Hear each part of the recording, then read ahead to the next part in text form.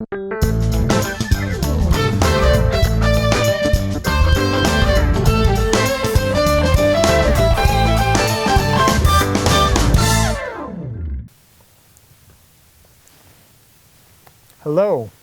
welcome. My name is Matthew Cole. I'm Director of Education for Denver Botanic Gardens. It's my honor to be standing in the Sturm Family Auditorium of the Frere Newman Center to usher in Denver Botanic Gardens programming originating from this space. I'm pleased to give an introduction to Panayoti Kelaidis, our Senior Curator and Director of Outreach. I know Panayoti as a warm, smart presence at the gardens. His work began with the planting of the Rock Alpine Garden, but he has extensive interests in plants around the world, including in steppe ecosystems. He is very happy to share what he knows through discussions or presentations or tours. Many locals and visitors have gotten to see the treat of his personal garden, the plants and design influences from all his travels. He's lectured in over 140 cities in a dozen countries, and he's been featured in dozens of television, newspapers, and magazine pieces. He's published widely in popular and technical journals, bringing him recognition from many luminaries in the horticulture field. In 2000, he received the Arthur Hoyt Scott Medal from the Scott Arboretum at Swarthmore College, which was later followed by the National Garden Club's Medal of Honor, induction into the Garden Club of America as a member at large, induction into the Colorado Nursery and Greenhouse Association's Hall of Fame, and more. Before the end of the decade, he won the Liberty Hyde Bailey Award of the American Horticultural Society. The list makes me think we should lobby for a Nobel Prize in horticulture. New Zealand has many terrific examples of Southern Hemisphere gardening. I have never been, but every time I learn more, I want to see even more. I'm delighted as ever to be whisked off to the South Pacific through Panayoti's camera lens.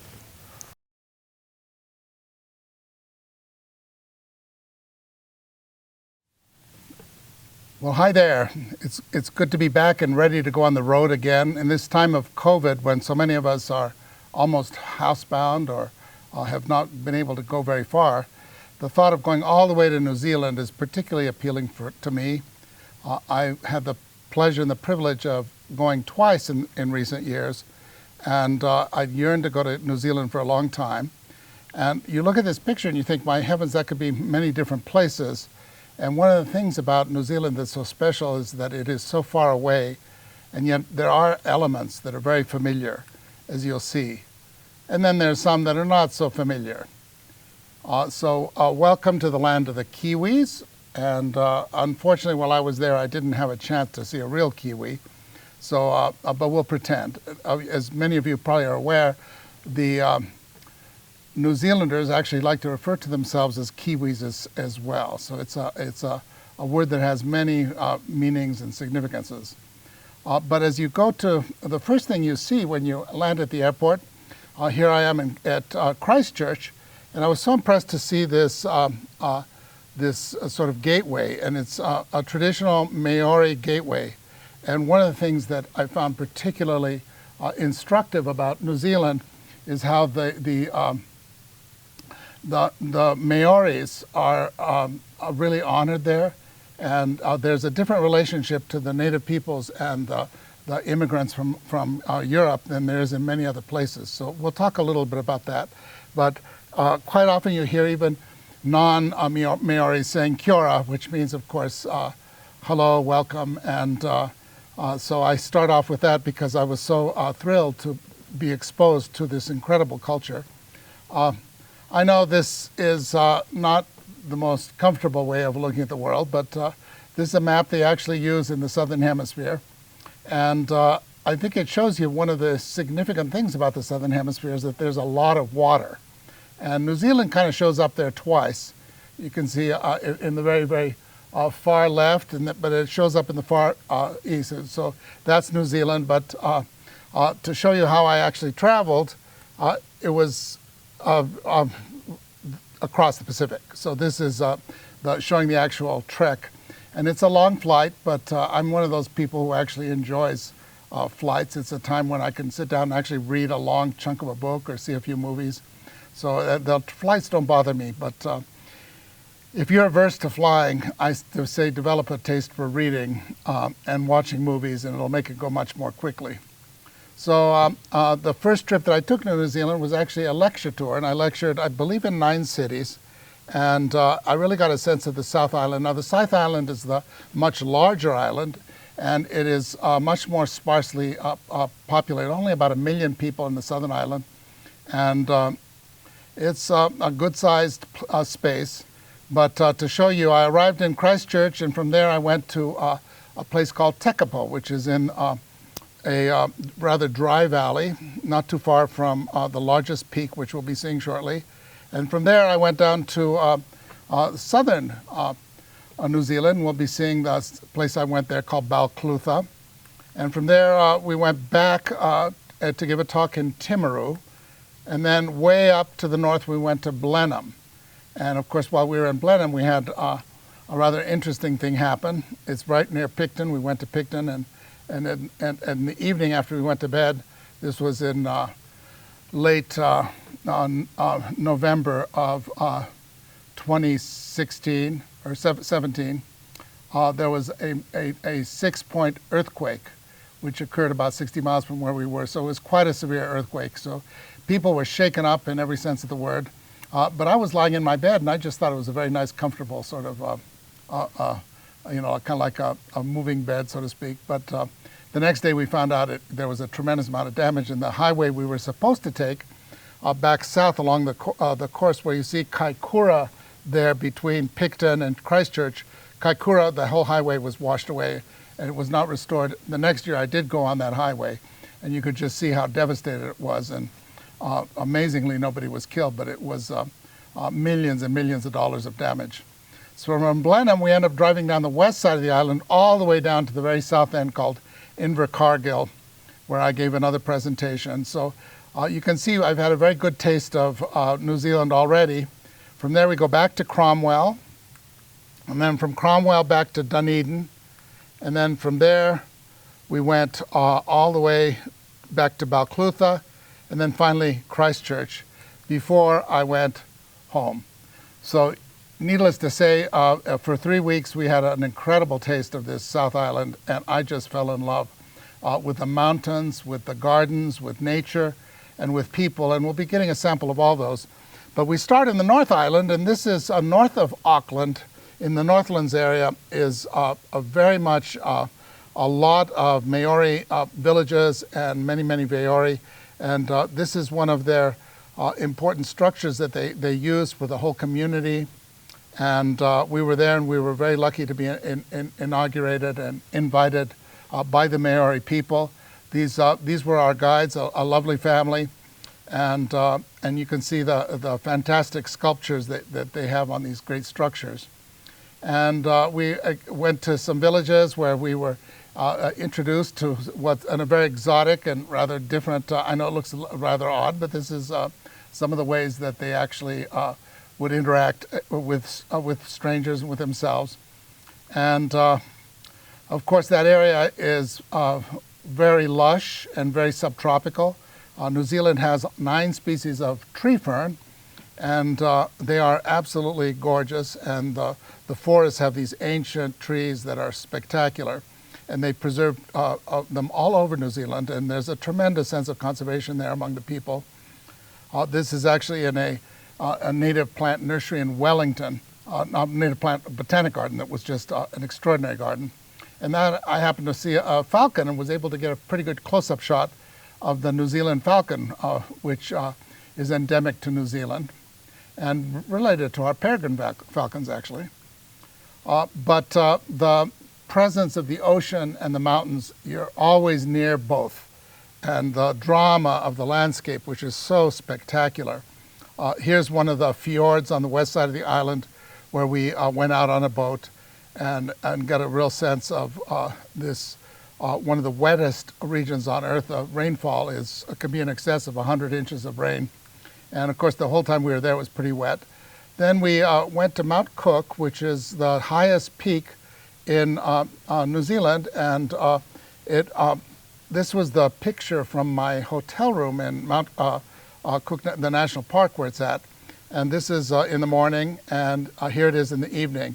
I couldn't keep my eyes off the mountain. We had some wonderful hikes in this vicinity as well, and I'll be taking you on a few hikes in a bit, but I just wanted to give you a flavor of this amazing country. Then here we are in Queensland, which is in the southern part of the same mountain range, but much drier, as you can see. This is an area that's almost Mediterranean, and you saw how lush it was with the tree ferns. Here, it's a drier countryside, but it's a beautiful spot, and this is actually a ski area around here and a major tourist destination. I love the iron cutouts of the sheep herder and his sheep. But the land around Canterbury Plains and much of New Zealand has been transformed from the native vegetation. I'll be showing you the native vegetation in a bit, but this is what you actually see in most of New Zealand, and virtually everything in this picture is not from New Zealand. They have replaced the lowlands with trees from Europe and grasses from Europe, because the native trees and grasses, even though they were better adapted to the climate, grew far more slowly and were not as resilient to grazing and to the effects. So you go to New Zealand now and you feel almost like you're in England in parts of New Zealand or in Europe, and the reason is, of course, is that the landscape is recreating those very elements. The New Zealanders are extremely conscious and self-conscious about the fact here Lombardy poplars, and then all those grasses are all exotic. And they actually have to sow them constantly because they're heavily browsed, and then eventually the soils become depleted, and they have to do a lot of work to maintain this landscape. And but it's beautiful, and you drive through these wonderful LAs. But the whole time I did this, I kept thinking, what is it like in the truly wild areas? And they have preserved some of those areas, as you'll see, and they're radically different from this lush green sense that we have of New Zealand. That lush green New Zealand is actually not the real New Zealand. It's the imported one. And they're very conscious. I've never seen a country where there's more awareness of weeds, because plants grow so easily there. You can see there's wild hydrangea on the far side over there. And then they have a sign here saying, "Destroy wild ginger before it destroys our forests." And there's a big plant of wild ginger in front. They forgot to destroy that one, apparently.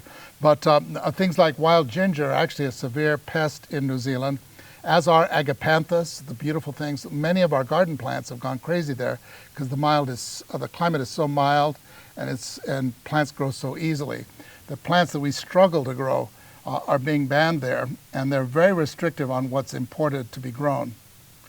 And the other thing about New Zealand, of course, is that it's become a major wine producing country. And I led a tour for the American Horticultural Society that included quite a few wine tastings, and the New Zealand wines are absolutely marvelous. I was particularly fond of the Marlborough area, where they do incredible white wines. And that's where this picture was taken. And the other thing about New Zealand is that it's an extremely sophisticated country. Even though the population is only, I think, 4 or 5 million perhaps, it's a very small population for the size of the country. They are very sophisticated, it has a very high standard of living, and they also have an extremely high sense of community. New Zealand has had the most positive, powerful response to COVID of any country. They essentially eliminated COVID after a few months. They are not wearing masks, they're perfectly fine, but they really monitor and they're very careful. The whole country got behind the whole COVID control when it first came to New Zealand. And you find art in the most strange places right along the street. And I was lucky enough to go to some sculpture parks, and here was a sculpture of a Slavic artist did I don't know how many sculptures of himself in this sculpture park. I thought, now this is a man who has a very healthy ego, but I thought it was rather strange art. And there's a lot of avant-garde art in some of these places that I went. There are fantastic estates all over New Zealand, owned by people who are very much interested in outdoor art. So I went to a number of places that had these extraordinary outdoor art sculpture gardens. But of course, the main reason I was there was for plants and plant people. And the very first garden we visited on my last trip was right outside of Auckland, and it was called Totara Waters. And totaras are the evergreen tree that is endemic and found all over New Zealand. And there are some growing naturally on the property there, but the property is fantastic. This is a staghorn fern, and they just happen to have it growing year-round because the climate there rarely has frost in this spot. It's very subtropical. And this is the same garden. They even had a shipwreck on their property, which they just left to be kind of a sculpture. And they have this little sculpture of a piranha that looks like it's about to eat the shipwreck. And so this is a pretty amazing garden. It's actually a nursery that specializes in succulents. And this is one of their succulent berms. Now, the last thing I expected going to New Zealand was to see American succulents and Mexican succulents and African succulents grown to perfection. But the climate is such there that they can grow rhododendrons on one spot with a little shade and a little water, and then they can grow these dryland plants extremely well. Here's one of my companions is photographing the famous spiral aloe from South Africa, which is very hard to grow in most of the United States. They grow it in California pretty well in spots. Even though it's a high mountain plant, we should be able to grow it, but they grow it like crazy there. And this is what she's photographing, the beautiful spiral there. And I saw this spiral aloe growing in so many gardens. It's very well established in New Zealand. It's the national flower of Lesotho, and I'll actually be talking about the area where that grows in the wild in another presentation. The very first garden I visited on my first trip, however, was one called Broadfield. And Broadfield Gardens is outside of Christchurch. And this was a garden that blew my mind. It's actually maintained by just one or two people and some volunteers. It's acres and acres in extent. And it has all manner of gardens that are just grown to perfection. It's a very young garden. I think it's only about 20 years old when we visited it. And here you can see on the map that it's situated just outside near the airport at Christchurch, and we went directly from the airport to this garden. So you can imagine after flying for umpteen hours, you get out, and this is the first thing you see. Unbelievable, just acres of plants grown to perfection. The lawns are perfect, and it's all European, except for one spot you'll see. But almost everything is very Eurasian style, English garden, done like you don't even see in England like this. Here you can see we arrived just in time for the wisterias. This was early November, and the wisterias were in full bloom. Of course, here it would be more like the end of May. And here's that garden that you saw in the very opening sequence, just a very simple vista. But the gardens were all sorts, tremendous. Here they have kind of a big perennial border. And then this is their one garden that's all New Zealand plants. And you can see the European plants are all very colorful. The New Zealand plants tend to be more bronzy and brassy and very different, silvery. And, but it was beautiful as well. It was very fun to see that they kind of did it all in this garden. And here's the gardener in the lower right, and all sorts of interesting sculptures and effects. And even the potting shed, if you look up there, the potting shed is just meticulous, and it's a work of art in and of itself. Our hosts in Christchurch were the Brown family, and Hamish is an extraordinary plantsman. This was at their garden. They'd only been in it a year or two, but they still had this incredible plant of, it's called the New Zealand forget-me-not, and it comes from some islands off the shore of New Zealand proper in, called the Stewart Islands, and it's an incredible plant in the forget-me-not family. Very hard to grow except in a very mild climate like New Zealand. And their garden was very young. They were just starting, but they did have some gems like this. I congratulated them. I said, how on earth did you grow this in just such a short time? He said, oh, that was left over from the previous owner. So he couldn't even take credit for it, but boy, I would. And this is an area where Hamish grows all these alpine gems in little containers. He's now building some gardens where he's planting these out. But right now he had them in pots, and they were all the rarest, choicest plants from New Zealand and from all over the world. And here you can see these cushion plants and alpines. And of course, he was the president of the Alpine Club that invited me on this tour, and you'll meet my main host in a minute, but he was my first host, and just a wonderful host he was. He's actually a biologist, and he works for the government on really interesting issues of groundwater, and he's a scientist, and so he was very, very good. And the second day that we were there, he drove us up to a mountain to have a taste of real New Zealand. And on the way, we're driving by, and I was so impressed with these. It looked like aspen in the fall, but all that yellow that you see there is actually a plant called gorse. And gorse grows comes originally from Europe, mostly in Western Europe, a climate not that dissimilar to New Zealand. It's become a terrible weed there. It spreads everywhere. And they say about gorse, which is a legume, it's a kind of a bloom. They say when gorse isn't blooming, love is out of season, which means that love is never out of season. So gorse is almost always blooming. And there's another broom that is a terrible weed there. But these were introduced early on by nostalgic Europeans, Englishmen who missed their native plants and brought them. And of course, they've been a disaster to the environment. So we finally arrive at Mount Southey, which is in the New Zealand Alps. And he geared this because it was a nice hike. The mountain was it was about 1,000-foot vertical hike. And we spent the day hiking up Mount Southey. And you can see the landscape is totally brown. It is not dry. It is actually very wet there. They get a lot of rain. The plants have this strange color because they've evolved. It turns out they photosynthesize very well, and they're very adapted to the landscape. But because they've never had the pressure that plants have had in the northern hemisphere from tremendous numbers of herbivores and things, the plants tend to grow in these tussocks. So when they're overgrazed, they often can be overtaken by plants from the northern hemisphere. So here we are. Mount Southey is north of Christchurch. I think it was about 50 miles north. And here's the view of the valley there. We're quite high up in the Alps there. And this is the height of summer while we're there, or early summer.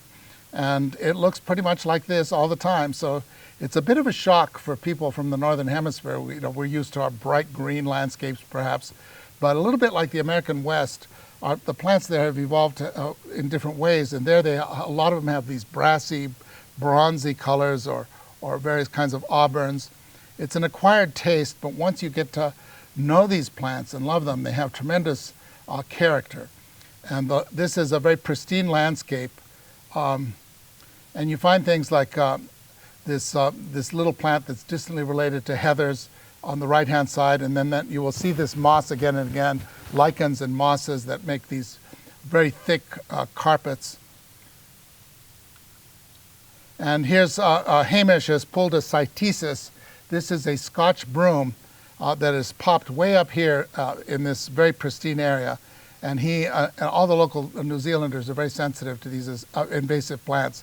So when they see them, they'll yank them out. So this is the enemy.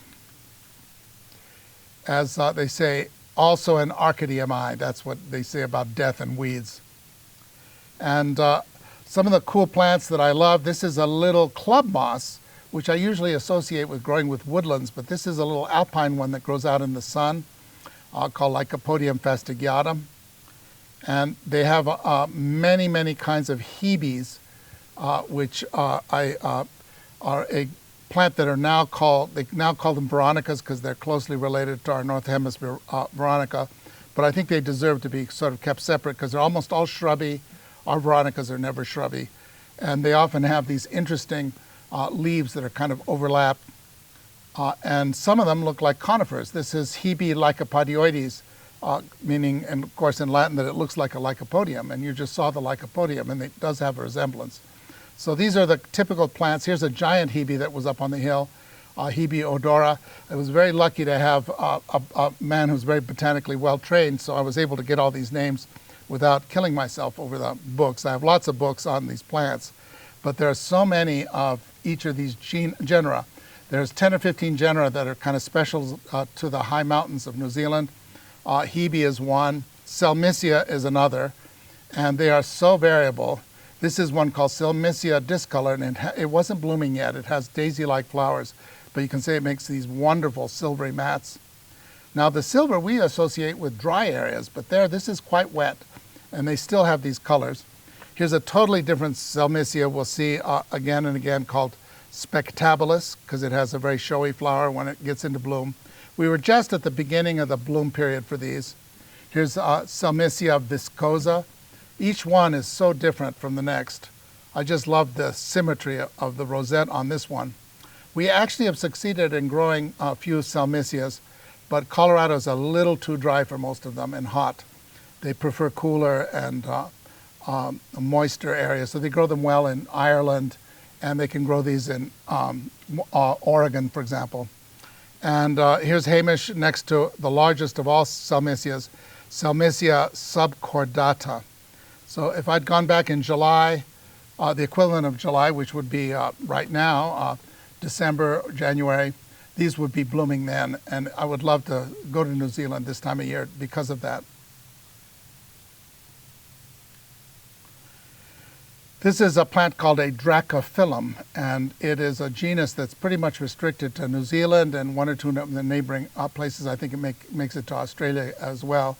And some of these can become actually shrubs. This is a little alpine one growing with all these lichens around it. I never got the name on it because they're a very complex group. But this was a real treat for me to find. These are true geraniums, and this is one of the plants from New Zealand that I actually find it be a bit of a weed for me here in Denver. I grow this dark form of the geranium sessiliflorum, and it loves my garden. It's popping up even in the path in my garden. So it turns out some of these plants we can actually grow really well. But what intrigued me was that in nature, you find the dark-leafed and the pale-leaf forms growing together. But we got up higher on the mountain, and that's when we started seeing some really, the plants I dreamed I'd always have a chance to see. One of them was this creeping conifer. It's one of the few conifers that can actually be grown in the northern hemisphere fairly easily. It's a podocarpus, or a totara, like I told you, that's the name for these of this group. And this podocarpus is an alpine species, and it makes like a little juniper. It grows on the ground, and it was up right about near the very high area where the snow lingers very late, as you can see. And then these are just a big variety of other little goodies there. There's a plant called an Astelia. There's a genus pretty much restricted again to the southern hemisphere. A little forget-me-not, Myosotis, which actually those are found all over the northern hemisphere, including Colorado. So there's some genera that you can find that are in common between the two hemispheres. And then there's that big spongy-like lichen. And the name for that is, I'm having trouble reading it. I'll have to look up here on the screen perhaps, but it was this huge sponge-like lichen that was growing up there at high elevations. And here's another one, an Usnea, which is a kind of lichen as well, that gray lichen that's growing on top of a Dracophyllum there. And this is as we climb up higher towards the top of Mount Southey. And finally, when we get high enough, we look across, and you can see those little white spots there. And they look almost like sheep. And when the first farmers and the people came here, they were often confused because they think, why are my sheep up there? And these are the famous vegetable sheep of New Zealand. And these are plants in the daisy family that make these incredibly dense silvery cushions. And I dreamed of seeing this all my life. And I'll never forget, this was the very first field trip where I had a chance to get up and see them. And here's some examples of them as you get close. You realize they're not a sheep after all. They're a big sheep-like cushion. And this is Hastia pulvinaris, one of the most famous of them. It can make cushions 8 feet across sometimes, that must be hundreds of years old because they grow so slowly. But they're fascinating to look at. They actually do have little flowers. They're in the daisy family, but they're very small flowers, and they hadn't opened up yet. And it comes in many different forms. These are still, I believe, pulvinaris, or it may be there were 2 or 3 species we saw. And here you can see they're growing with another plant, the The Hastia has the distinct rosettes, and there's one that makes more of a silvery cushion. And those are the other vegetable sheep of New Zealand, of which there are a dozen or so forms that make these dense cushions. And I was so lucky to be able to see a number of them. Oh, here's a different species of Hastia. This one's called Sinclairii, and it makes a lax sort of mat. It's not as dense as the true vegetable sheep. But to see Raulia bryoides, this is one of the very cushiony, tight ones, here clinging to a cliff, and then the view of the whole southern Alps in the distance. What can I say? That's a day I will never forget. And it was almost very comfortable up there. The weather was beautiful that day. And there's Hamish looking like a Scottish chieftain. He's of Scottish background. And I thought that he looked very dramatic, and I needed to capture a picture of my host. And here we are looking closer up. There were several species of Raulia. These are plants which we have grown some Raulias quite well in Denver, but they're these super high alpine ones are sometimes a little tricky. They'd be better in Vail. But on the left-hand side, you can see there's Raulia mammillaris. And then over here, making a little more distinct rosettes, is Raulia bryoides, meaning bryoides means it looks like a bryum, which is a moss. And they do look kind of mossy in a way. But, and then there's one that has more distinct rosettes and very large flowers. I actually saw this in bloom on my second trip, Raulia grandiflora, with big white distinct daisies. And then the hebes that you saw making such big shrubs down below here, up in high elevations on the screes, they make dense little cushions. This one's called Hebe epicridia. And they actually have some very pretty flowers. And then there's some other really cool daisies. This is a helichrysum, and that's a group of daisies that often smell like curry. And they're very widely distributed. They're all over the northern hemisphere, in Europe and in Asia. But the greatest concentration of them is in South Africa and then New Zealand. And in New Zealand, they look like little junipers. They're totally unlike the ones in Africa.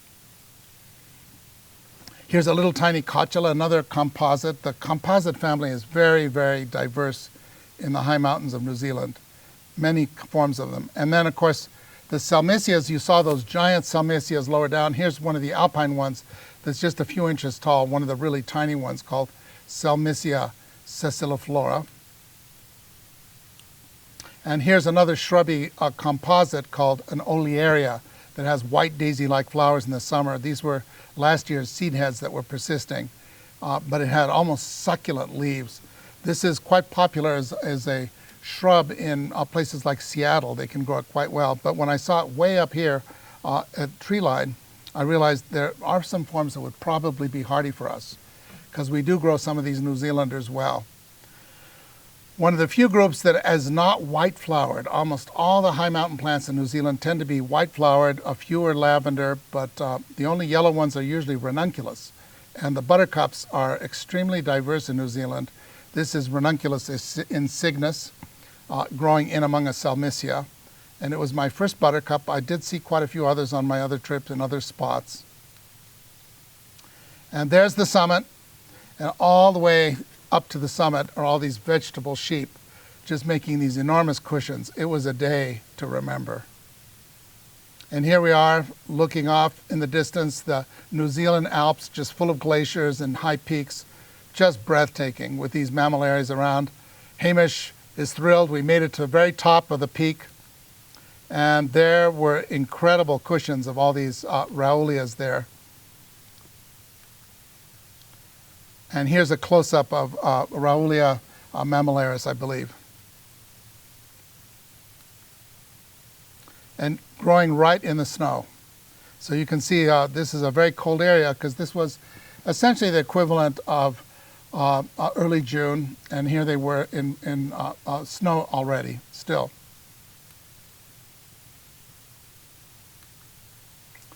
And there I am. This is the very summit of the mountain, and I'm next to several different kinds of Raulias and Hastias, and that smile is authentic. I can tell you, I was one happy man wearing my Denver Botanic Gardens jacket there.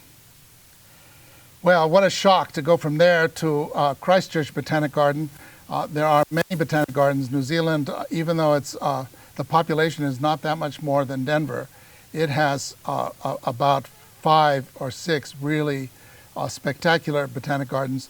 This is the first one we visited. This is a wonderful display of bromeliads, which all come from South America pretty much, and Central America. We even have a few like the Spanish moss that make it into the United States. And so this is in one of their greenhouses. But outside, they're growing that aloe from South Africa, Aloe polyphylla, and it was just budding up to bloom. I was so frustrated. A month later, I would have seen it in bloom. And just beautiful displays. Here are cinerarias being grown for their color.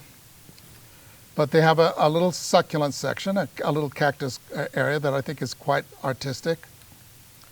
And orchids behind a closed cabinet. The New Zealanders are remarkably honorable, law-loving people, but sometimes they can't resist, I think, when there's an orchid, so they protect these. And we were there when their Amorphophallus was in bloom. This is not the giant one that we had blooming, the Titanum. It's one called Konjac, but it smells just the same. So it was, we didn't spend a long time hanging around this baby. Those flowers are enormous, by the way. They're easily 4 or 5 feet tall. And of course, being a rock gardener, we had to visit their rock garden, which had some rhododendrons blooming and all sorts of interesting plants. And since that time, they actually hired Kenton Seth from Grand Junction, and he came and built a crevice garden for the Christchurch Botanic Garden.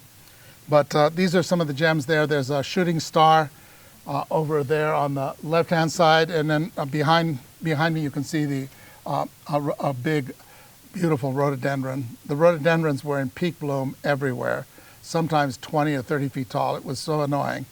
And then they had a little garden which they called their xeriscape. Of course, it's a pretty wet climate, but they still can grow some of these plants, take less water, and so that's what they were growing there. So from there, off we went, as you remember, to Otago. On the way, we stopped at Tekapo. Otago is actually the whole sort of southern end of New Zealand. But here at the northern end of that sort of area is one of the driest parts of New Zealand. And I was very interested in going there because the climate here is the closest to Colorado of anywhere. So I wanted to see what the plants grew like there. And it is gorgeous. It is just beautiful. This is the area near Lake Tekapo, just south of the part of the Alps where Mount Cook is. And it's a valley, the Cromwell Valley goes all the way down to the south, and it is quite dry because it's surrounded by mountain ranges that catch all the water. But I found it to feel very much like the West, and the landscape felt like the West, and the plants did too. And of course, then they had deer. These, I think, are actually red deer from Europe, but they raise a lot of deer, and they actually raise the deer for their antlers, which they take when they're shed, and they sell them to China for a very high price because the ground-up antlers are used in China as medicine, or maybe as kind of a natural Viagra. I don't know what they do with it, but that's why they raise the deer there, not for the meat so much as for the antlers, which I thought was really crazy. And there in the valleys, we found the Raulia that we actually grow the best. We actually grow this beautifully and have had huge mats of this at various times. This is Raulia australis, and they call these the scab plants because they often form these scabby little mounds along the ground. And it was so fun to see these. Now, in America, we only have 1 or 2 forms of these, but what was fascinating to see them in the wild was to see how variable they were. This looks like what we grow in our gardens here in Denver, but they come in green as well, which I've never seen here. It's the same species. And here you can see, just look at the variability from the silver to the sort of dull gray to the greenish.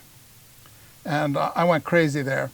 And then there were 2 ferns that I'm kind of a fern nut, and the one on the right-hand side, I've also seen this one here with the reddish tint. I've seen that in the Andes. There's a lot of plants that are common between New Zealand and the Andes, and this is one of them. It's called Blechnum pennamarina, and it's a plant that I've grown. It's marginally hardy in Denver, but I think from a high elevation from this area, we could probably grow it better. But on the left-hand side, that is a fern that also grows in Colorado. That's Cystopteris fragilis. And it was such a kick to see a plant that comes from Colorado also growing in New Zealand. But of course, that grows in almost every continent. It's one of the most universal of all ferns. But there were plants like this Haematopus unicolor that are truly birds. And this is truly a New Zealand specialty. And it was a real treat to see some of these very strange native birds from the southern hemisphere. Our host down there was a man named Michael Midgley, and I actually feature his garden in my blog. It's actually, when you look up my blog, this is actually the garden I put it because it's one of the finest private crevice gardens I've ever seen before. I can't show you his garden right now, but look it up on my blog if you'd like. But here's just a few plants to give you a taste of what he grows. He grows everything, and he grows everything to perfection. He's just an incredible gardener and a wonderful host. I had the most marvelous time with him. And he took me up to a place called Mount Edwards, which is not far from Tekapo, and it was an incredible mountain where we saw things like asaphyllas and acenas. These are two groups of plants which I've tried to grow. The acenas we actually grow really well. The asaphyllas not so much. They look like yuccas, but they're actually in the carrot family. And then we found this carokia, which I've grown in the Alpine house here when we had one. And this carokia is a really cool plant that I thought would be real tender, but here it was in this very cold, high alpine environment. But this is the sense of what this mountain is like. This is a trip that Jen and I will never forget because he had a four-wheel drive vehicle, and sometimes it felt like he was going just straight up. But when he went straight down, we would just freak out. It was like being on a roller coaster. But he was very, very confident. And here's a different helichrysum that makes a shrub on a cliff. And this is a really interesting hebe, which I never got the species of, but it has beautiful white flowers, and it was already in bloom. On the geranium, again, only the green form. We didn't see the dark form we saw elsewhere. But growing next to it is a plant called Hieracium pilosellum. And this is what that looks like. And this is a European weed. So even up in the alpine areas like this that are very rarely grazed, they're not disturbed, some of these European weeds are becoming terrible invasive plants. So if you look this up, you'll see that this is a really, really terrible plant there. Well, here's Michael and me, and we're up on top and looking down at the Cromwell Valley below us and the New Zealand Alps again. The New Zealand Alps are just unbelievable because there's so many of them, and they are so snowy and beautiful even in the summertime.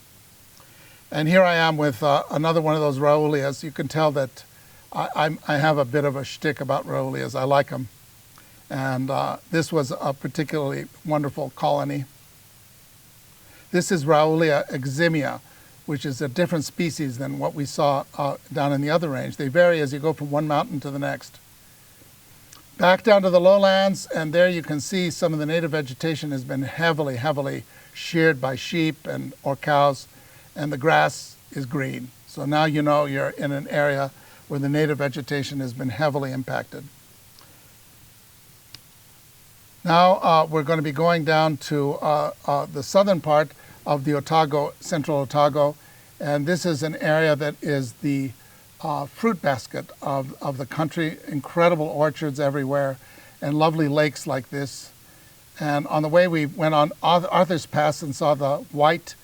This is the national flower of New Zealand, or at least the most famous of the alpine flowers. I don't know if it's the national one. It ought to be if it's not. It's a giant buttercup that gets up to about 4 feet tall with huge white flowers. It was a spectacular thing to visit.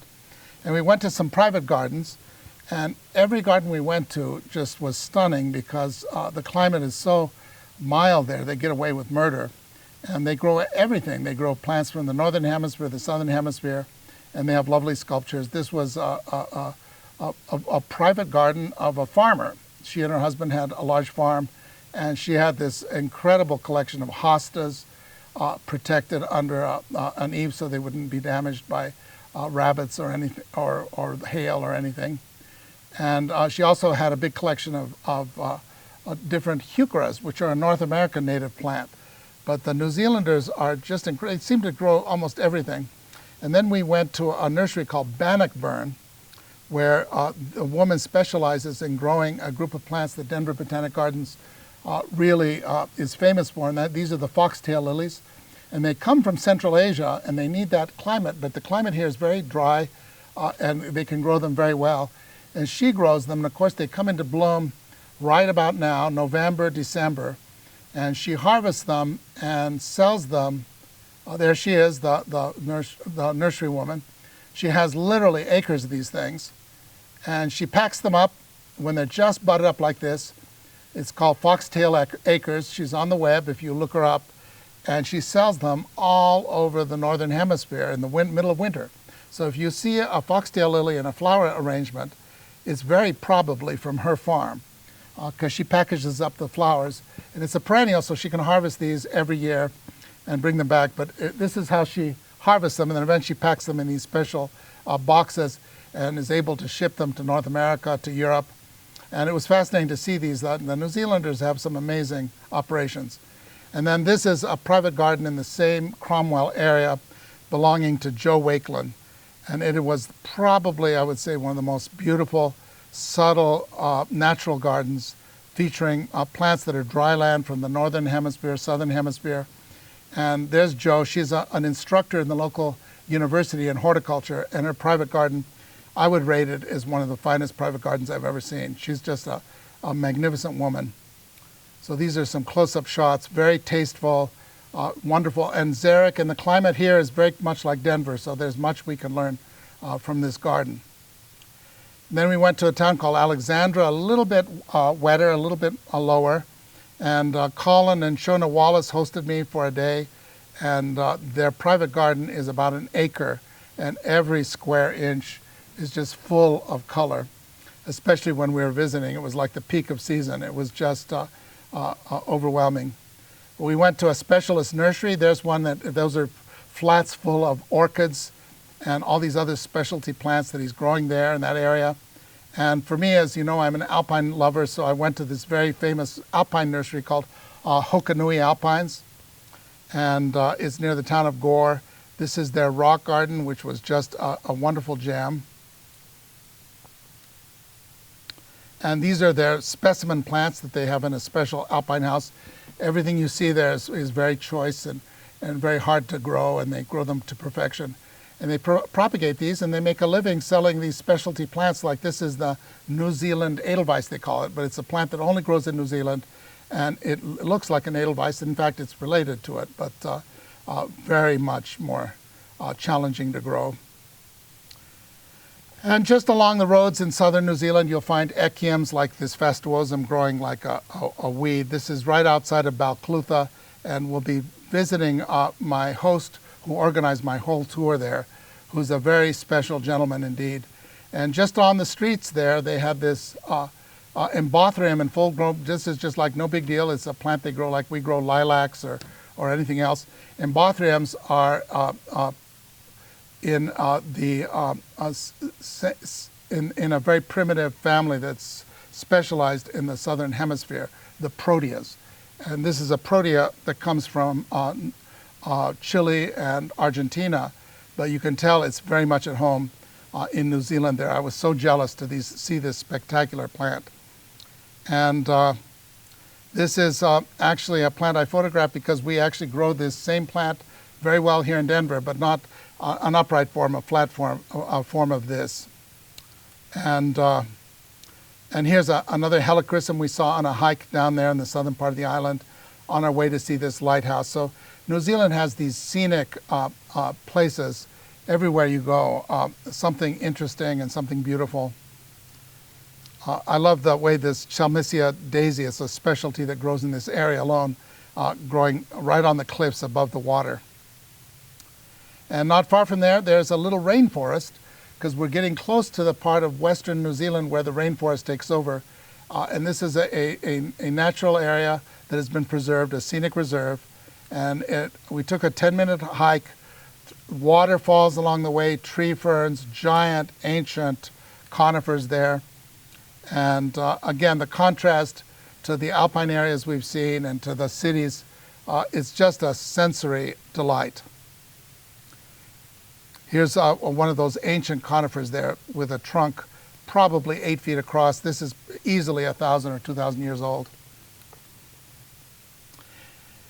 We go back to our home at Sedum Acres. That's what my friend Steve Newell calls it, and he hosted us. And he has many acres of seed plants that he grows for a large seed company.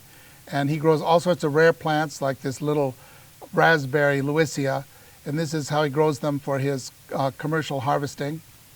But these are not seed crops. They're not common plants. He grows just the very unusual things. Here's a globe flower that are usually bright yellow, but here's one that has a wonderful white look to it. And one of the dwarfest of all peonies, he's starting to bulk this up to grow it commercially. And a little yellow Lewisia, and he's growing this in Carvilla as well. So these are all plants that he's growing. And here's a Delosperma. So he has several Delospermas, which of course are one of my specialties. And I was thrilled to see how well they grow for him as well. Here's a big Himalayan meadow rue, and he's growing blue poppies. So you can see what an incredible climate is. They can grow proteaceous plants from the Andes. They can grow Himalayan poppies from Tibet. And there are eclectic gardens I didn't know quite what to make of. Right in the same village as him, there's a garden that's just seems to be a collection of teapots. Not quite as sophisticated as the ones we saw elsewhere, but New Zealand has a little bit of everything for everyone. And finally, the last private garden we'll visit belongs to a man in Invercargill, and is at the very southern tip of New Zealand. And he just is a woodland garden with plants from the Himalayas, primroses, you name it, just grown to perfection.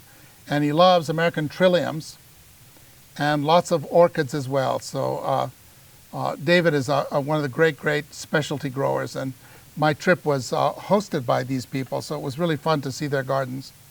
And some very flashy plants, like that's an American iris, a hybrid of a West Coast iris, and then of course a bright red rhododendron as well. And here's a very colorful wild form of a pansy. And my last place we'll visit is the other great botanic garden of the South Island in the city of Dunedin, which is, I think, my favorite town in New Zealand. They have a botanic garden that's truly amazing. It's even bigger than Denver Botanic Gardens, but they have a very small staff. I think the whole staff of the whole botanic garden is less than 20, but they grow incredible plants. Here's one of those Mediterranean island borages, Echium paniniana, growing about 10 or 12 feet tall. So Dunedin, as you can see, is in the south part of the South Island on the east-facing coast, and it has a very wonderful climate. They do get some snow and frost, but not very much, and the summers are never very hot, so they can grow. I mean, the size of the trees and the way the things grow there is just amazing. Again, their rock garden had a lot of African plants that we can't grow because they can grow the more tender ones. But then a Himalayan primrose, which we've also succeeded in growing here, but it really loves it there. From Tibet is this Androsace. And then their big perennial border was full of rhododendrons in the background, and all the perennials were starting to bloom when we were there. And this is as good of a place as any to stop. All I can say is the Kiwis really have an incredible island for mountains, for the sea, and especially for gardens.